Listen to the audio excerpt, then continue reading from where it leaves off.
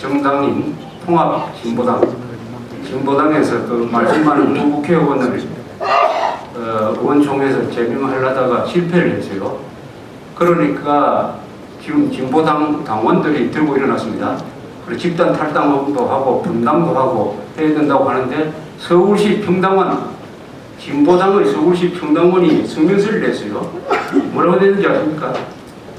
우리가 정부에 진보당을 해산해달라고 청원을 하자. 어떻게 생각하십니까? 이 이야기.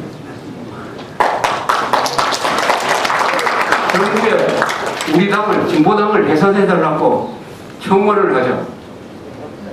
이 이야기 국민행동본부에서 한 이야기 아닙니까?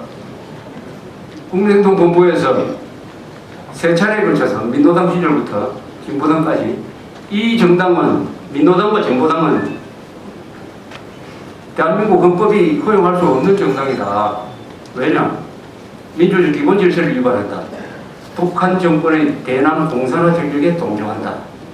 따라서 이것은 헌법 8조에 따라서 대통령이 국무회의 의결을 거쳐서 헌법재판소에 해산해달라고 제소를 마땅히 해야 된다. 그러니까 법무부에 그 서류를 3번에 걸쳐 제출했습니다. 최근에는 지난 봄에 제출하고 아마 여러분들이 사인하신 분들도 많으실 거라고 생각합니다. 그 제출을 하면은 심지어 이 자유진영에 있는 분들도 그게 뭐 되겠느냐, 그 말 너무 과격한 이야기 아니냐 이렇게 이야기를 했는데 이제는 진보당 사람들이 그 이야기를 하고 있습니다. 이것은 몇 가지 국민행동본부 등 여기 계시는 애국 시민들의 생각이 정당하다는 것을 보여준 겁니다. 과격한 게 아니고 정당하다. 여러분들이 생각하시고 여러분들이 행동해 온 것이 헌법에도 맞고 정의롭고 그리고 역사가 흘러가는 방향과도 맞고 국가 이익에 부합된다는 것을 바로 그 종북 세력이 증명을 해주고 있습니다. 그런 점에서 자축하는 의미에서 박수를 한번.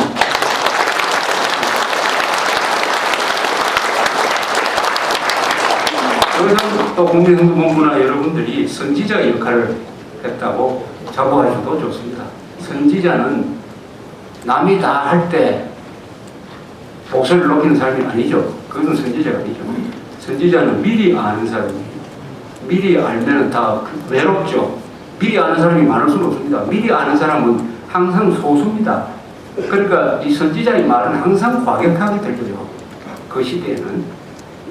그러나 시간이 지나고 보면 그 말이 맞았네요. 이 진보가 아니라 이 말들 전부 다 종북이다 하는 이야기를 이제는 많은 사람들이 수긍하지 않습니까? 이제 맞구나. 이 선지자의 길, 그 선지자 역할을 했던 사람이 우리 역사에서는 이승만 대통령, 박정희, 그리고 좀 유명 이병철 같은 이런 위대한 분들이 있었습니다. 그런 분들 다 그 시대에는 다 욕을 먹었습니다. 욕을 먹었습니다. 이명박 대통령도 시간이 지나면 저분의 어떤 선지자적 역할에 대해서 평가를 받을지 모릅니다. 평가를 받을지 모릅니다. 레이건 대통령이라는 사람이 있어요. 이 사람이 1989년에 퇴임을 했는데 그때 저분이 저렇게 높게 평가될 줄은 몰랐습니다. 그냥 영화배우 출신으로 말을 잘하는 사람입니다. 그러나 동북 공산권이 무너지니까 레이건 대통령이 대소 봉쇄 정책을 쓴 결과로서 이렇게 됐구나 하는 것을 알기 시작했어요. 이명박 대통령이 몇 가지 크게 둔 보석이 우리 역사에서 높게 평가될 가능성이 열려있다. 이렇게 말씀드리고 싶습니다. 어쨌든 종북에 대한 국민들의 각성이 이렇게 여러분들 수준으로 올라온 겁니다. 수준으로 올라왔다고 하는 건 조금 더 과장이고 올라오고 있는 중이에요. 올라오고 있는 중이니까 외롭지가 않습니다. 여러분들 외롭지가 않고 또 과격한 것도 아니에요. 지금까지 주장했던 게 과격한 것도 아닌 것입니다. 이런 변화가 매우 빠른 속도로 지금 남북한에서 동시에 진행되고 있다.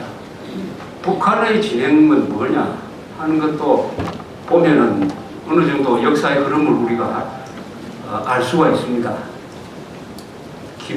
김일성이가 죽은 다음에는 북한의 변화가 별로 없었어요. 김정일이가 죽으면 반드시 변화가 생긴다고 주장해 왔습니다. 가장 큰 이유는 김정은이는 아버지처럼 북한 인민들을 파리 목숨처럼 죽일 수는 없을 것이다. 그렇게 되면 변화가 일어난다.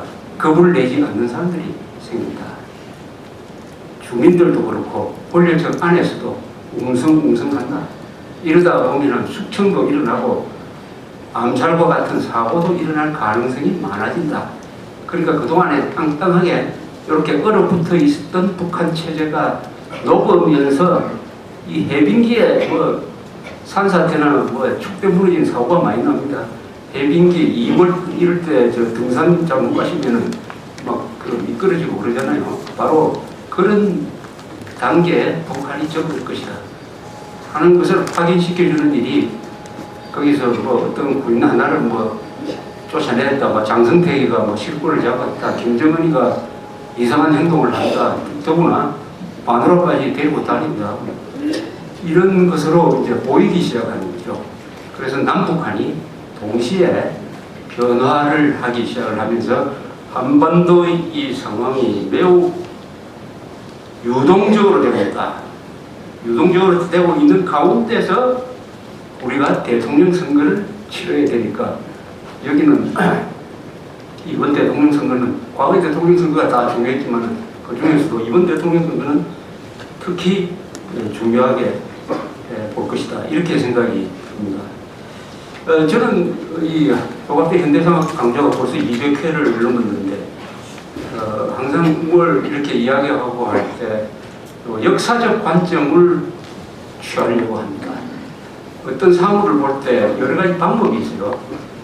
정치적 관점을 취하는 방법과 법률적 관점을 취하는 방법과 역사적 관점 여러 관점이 있는데 어떤 이 국가의 진로나 문명의 발전이나 세계의 변화를 이렇게 알아맞추는 사람들은 보면은 역사학자들이 많습니다. 역사학자들이 크게 안 틀려요. 경제학이나 정치학이나 법률을 전공했던 사람의 분석보다는 역사학자들의 분석이 크게 보는 데는 들어맞더라.